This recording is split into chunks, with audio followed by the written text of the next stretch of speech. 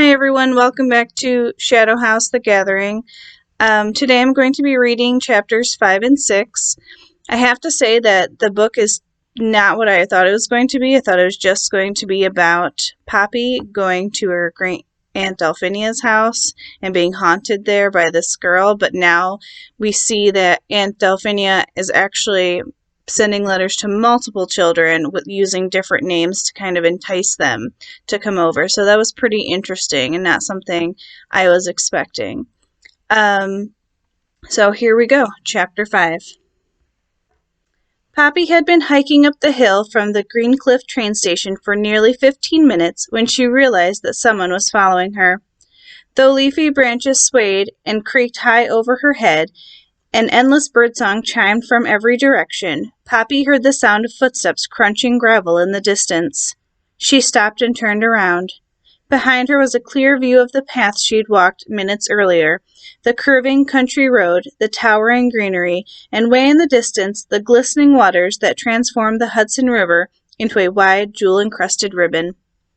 When Poppy noticed the silhouette of a person at the bottom of the hill, she froze. She couldn't discern too many details, except that he looked small, maybe even smaller than she was. He was dressed in a black jacket and khaki pants, and he was carrying a large object on his back. Poppy couldn't make it out. Though the late August air was warm and the sun shone brightly, she felt a chill come upon her.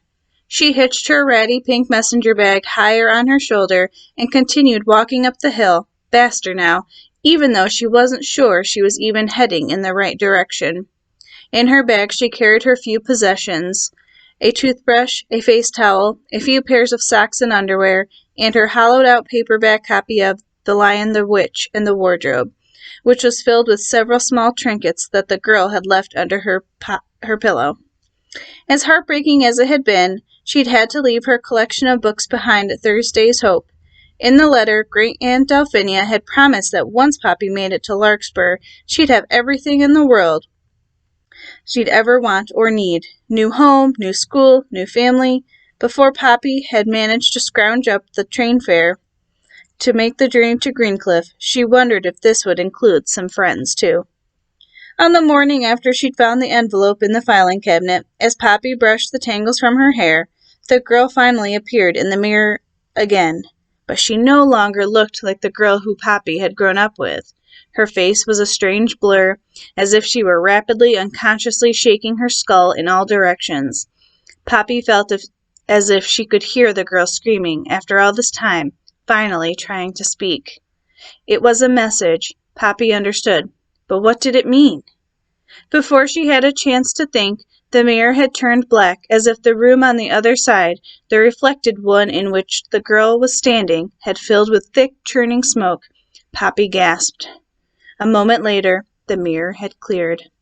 The girl was gone again, taking the darkness with her.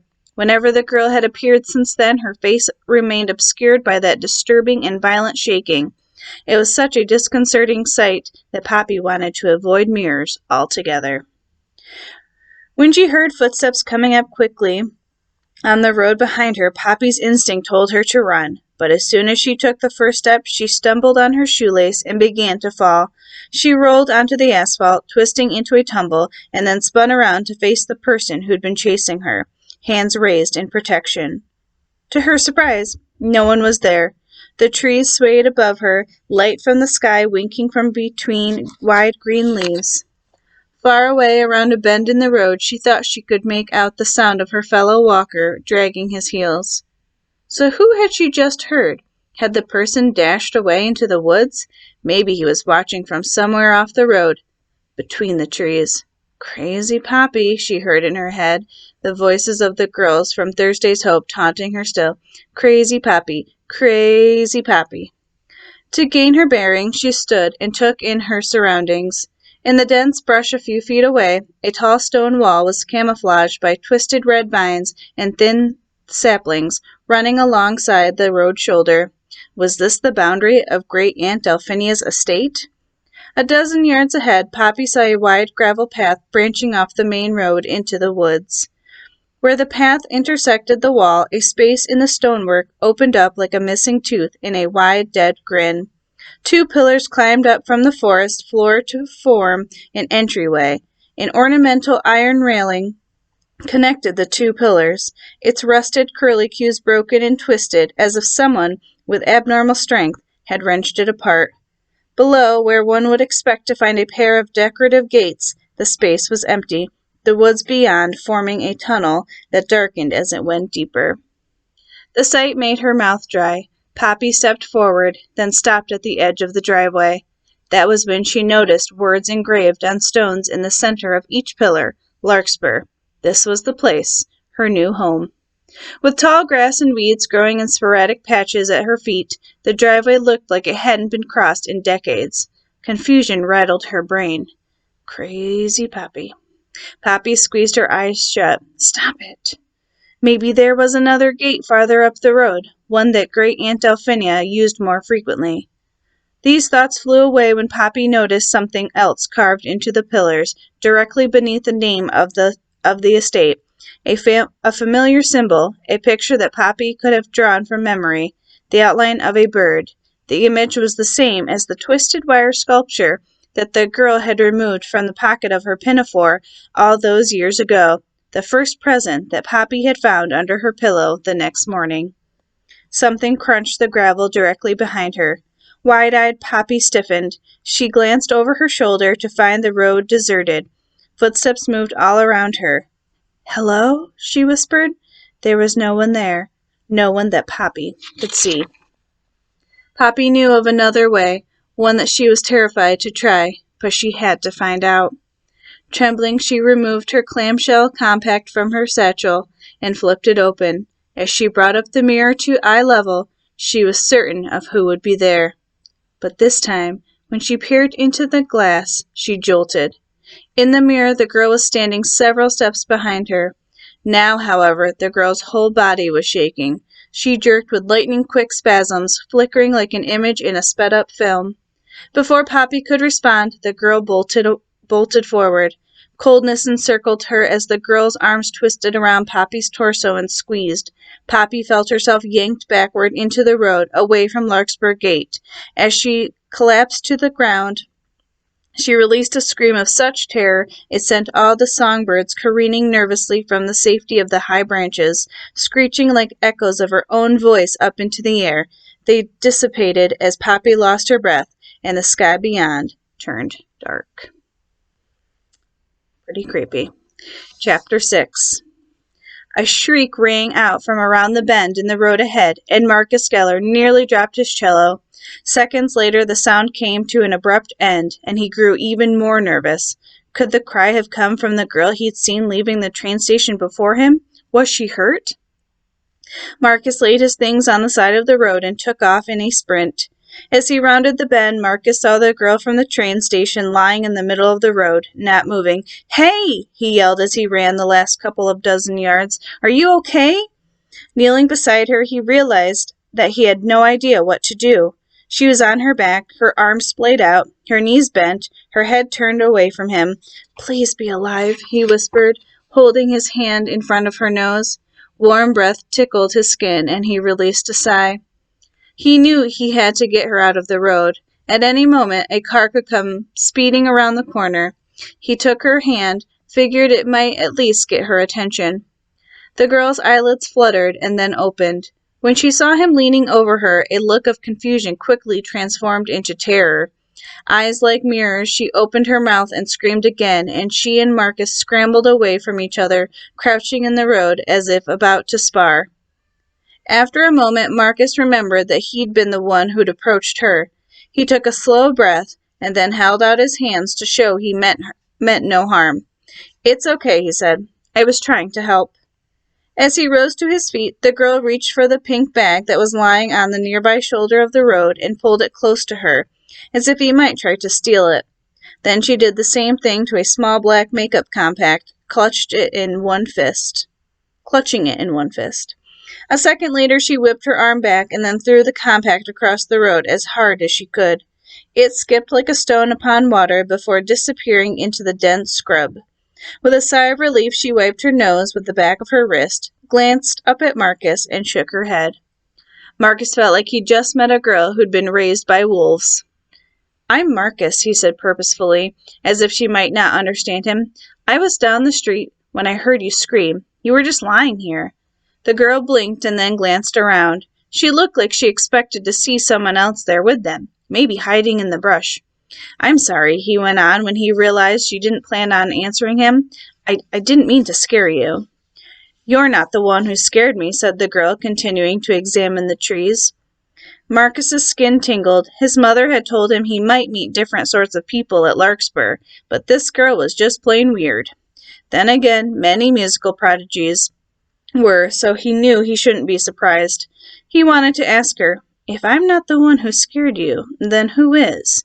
Instead, he said, "Let's go out of the road. Maybe you can tell me what happened." She finally met his gaze and gave him a look that said she had no idea what had happened. But she stood and brushed herself off and headed toward a stony path that veered from the pavement and edged into the woods. Marcus noticed the wall and the gate standing several yards back, as well as the word Larkspur, which was engraved in each stone pillar. "Oh," he said, startled. "We're here. We've made it." The girl scowled at him. "What do you mean?" she asked. "To Larkspur," he said, blushing. "I'm sorry. Isn't this where you were headed to?" "Yes," she responded unsurely. Marcus spent a moment observing the decay of the entry and the dark tunnel of trees beyond the wall.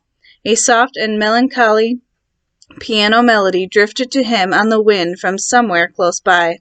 It was the same tune he'd heard the musician behind the wall playing on the day he'd gotten his invitation to Larkspur.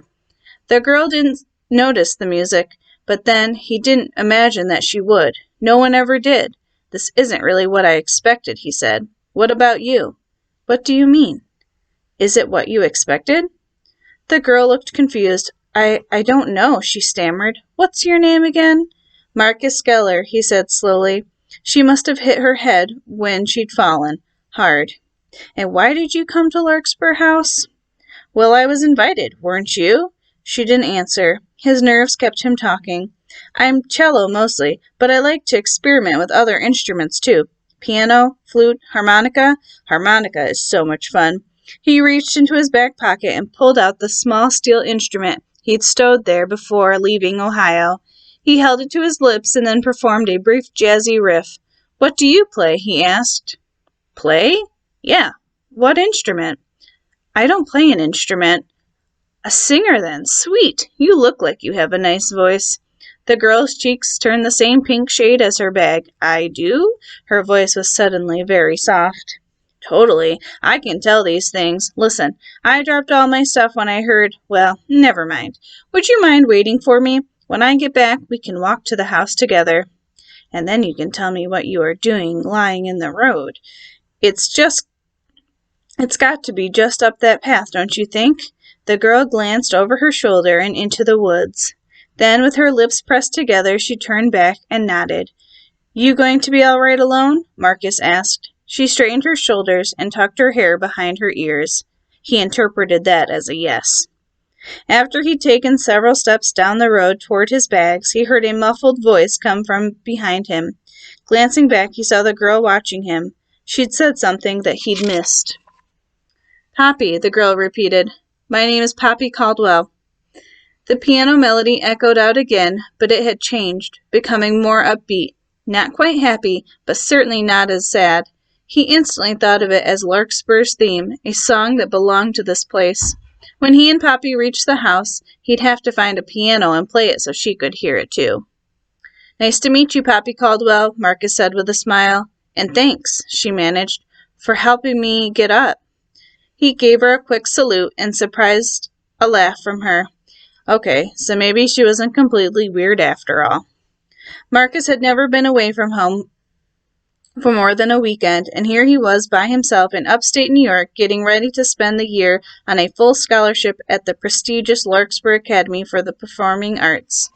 He was about to eat, breathe, and live music with a whole bunch of other talented kids who thought just like him, with no interference from his mom or his brothers and sister. He couldn't believe it. Maybe, Marcus thought as he came upon his bag and large black case on the side of the road, there will be people at the academy who experience the world in the same way I do.